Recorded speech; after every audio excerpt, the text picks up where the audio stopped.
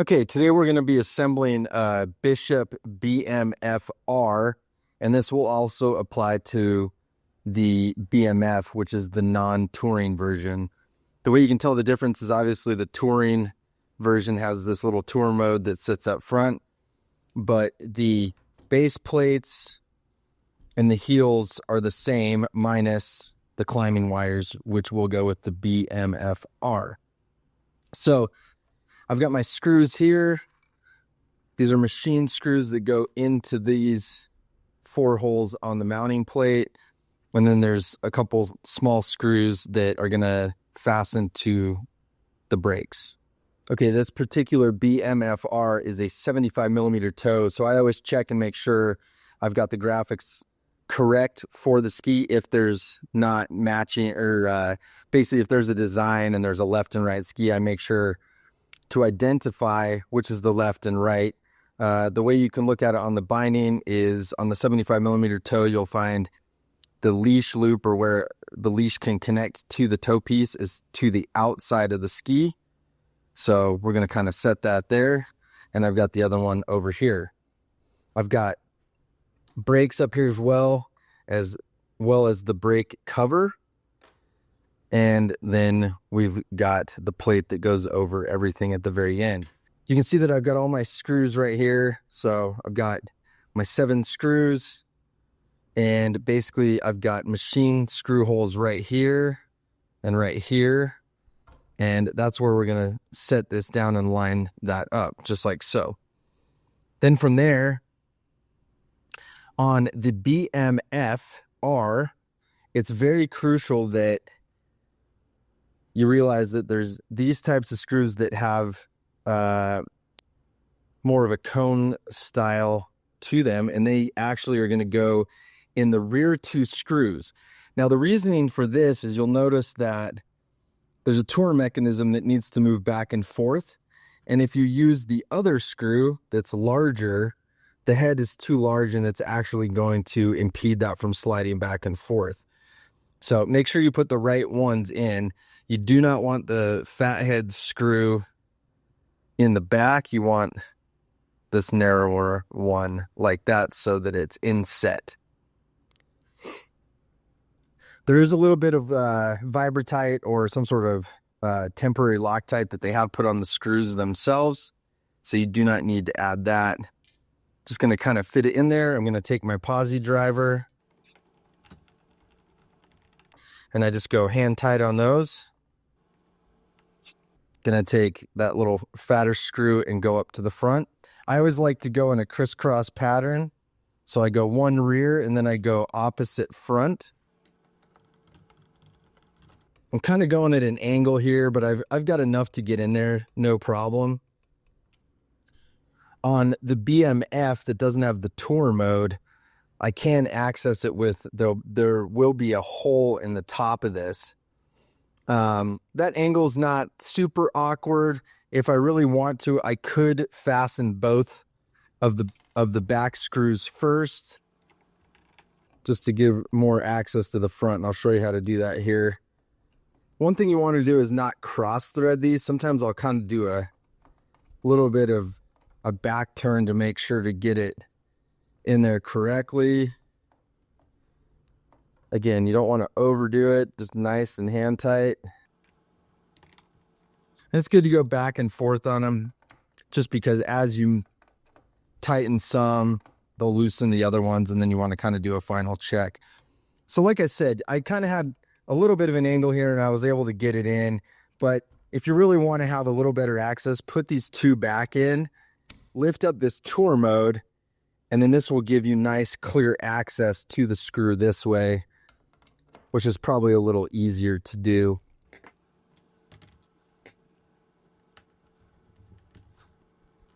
Final check on the front too. Gonna go back. You can see what I was talking about. These are now covered up. So in order to access those, you're gonna need to pull this forward. Now I've got access to the back too. Get those final little turns in there to tighten that up, and you're good to go. And then you're going to move on to the second one. Okay, great. So I've got both bindings fastened. Each has 4 machined screws, 2 in the back, 2 in the front. And I've gone ahead and gotten those all put together. The next thing I want to do is I'm going to be installing brakes on these particular ones. And the brakes need to go on by undoing this and lifting up. And then you can see there's essentially a groove where the brake will go into right here. Okay. We can go ahead and close that down. Okay, second brake goes on the same way. You're just going to set it in here. And one thing just to keep in mind is this little tab goes this way towards the front. Now that you've got the brakes in that little slot, we basically need to take this piece and we want to put it over and then fasten it with the 2 smaller screws in the front. So you'll notice there's 2 tabs. We want those facing towards the heel of the binding. The way you can get this on is basically kind of put it at an angle and then just put it in that way. And then the tabs are actually going to go underneath this part right here. So you can see right down in this section, those little tabs catch.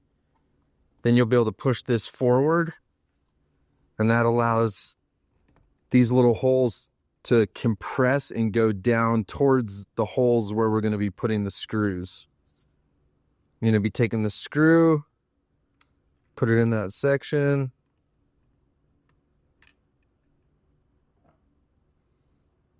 And then just using a Phillips screwdriver to get it hand tight. You don't want to over torque it just because it's obviously you don't want to mess up the threads. That's good. And then we're going to do the second one as well.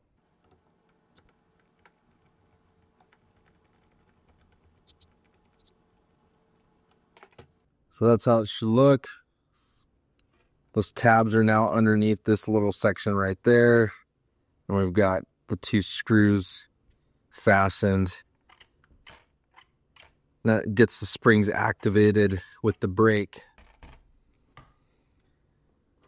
Now, we're going to go ahead and do the other one as well. And then the final part of this is putting the cover on. So the part with the open spot is going to go to the left, and that's going to go over the brake. But you want to be aware that there is a little part that hooks right here, and that's going to go onto this bar. So you actually want to start by fastening that first and getting it on like that. Once it's on like that, there's 2 little tabs here, and these tabs are going to basically come out on the side of the binding once we push this down. So I usually like to take 2 thumbs, equal pressure, start pushing forward, snapped into place. You'll notice these little tabs right here have caught right there as well. And then the last thing I'm going to do is take this, and the mechanism, you can see it kind of goes forward. Usually you can take a palm and push that down, and that's going to lock everything into place so it's into ski mode. Okay? So you repeat these actions on the other binding as well. As far as sizing the boot, just to go over that really quickly, you're going to need a posi driver. You're going to loosen this, and then you're going to size the boot per the instructions. And basically that will allow you to get it to the correct size with the correct tension. And that's how you assemble the Bishop BMF-R and Bishop BMF Telemark bindings.